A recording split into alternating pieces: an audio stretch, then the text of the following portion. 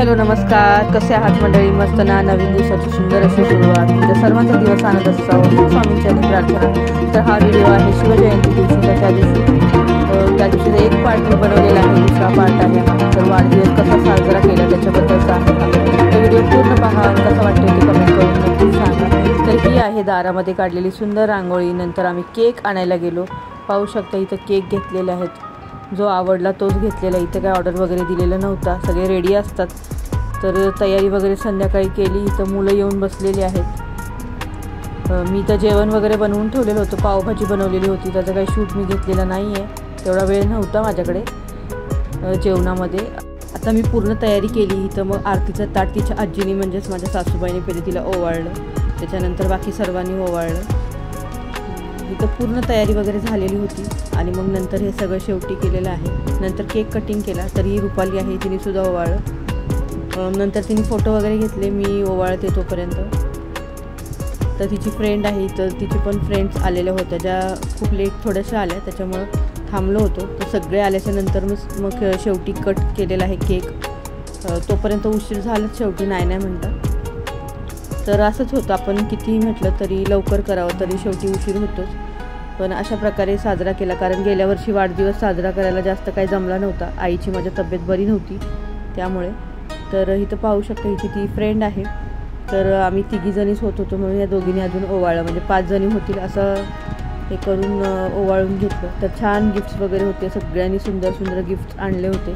Gifts काय होते ते तुम्हाला व्हिडिओ शेवटपर्यंत बघावं लागेल, तेव्हाच कळेल की गिफ्ट्स काय होते ते.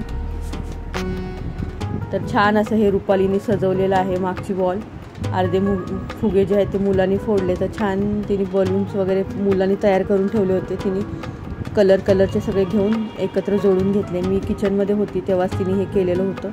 तर थँक्यू रुपाली.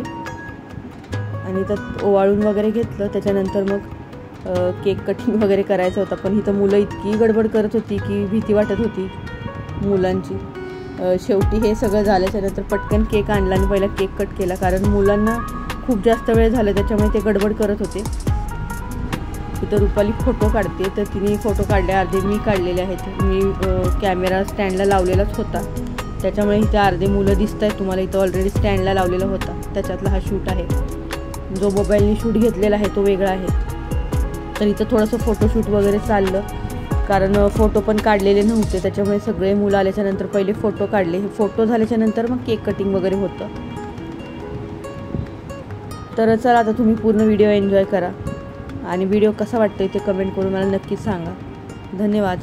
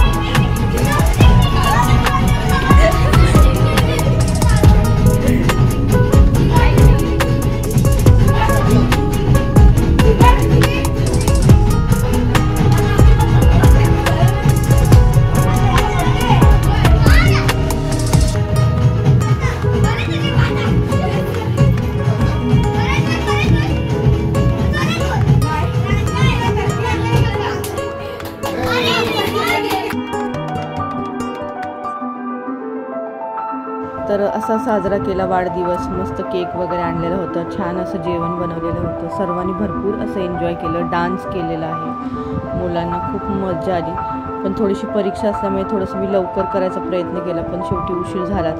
आता इथं बघा गिफ्ट्स किती आणि काय काय आलेलं आहे ते उघडायचं चालू आहे. तर या तिघांनी मिळून ते उघडून बघितले कोणाचं काय आहे ते. छान छान सगळे गिफ्ट्स होते, सगळे गिफ्ट्स आवडलेले आहेत. बड्डे खूप छान पद्धतीने साजरा झाला. हे तिचं सगळ्यात आवडतं गिफ्ट आहे. हा तिला पाऊच खूप दिवसापासून पाहिजे होता, तर फायनली हा तिला बड्डेचं गिफ्ट म्हणून तिच्या ह्या फ्रेंडनीच दिलेला आहे, युक्तानी. आणि आकाशने तिला हा जो तिने घातलेला आहे तो ड्रेस दिलेला आहे. तर खरंच खूप खूप धन्यवाद रुपाली आणि पूनम, मनापासून थँक्यू. Bye bye.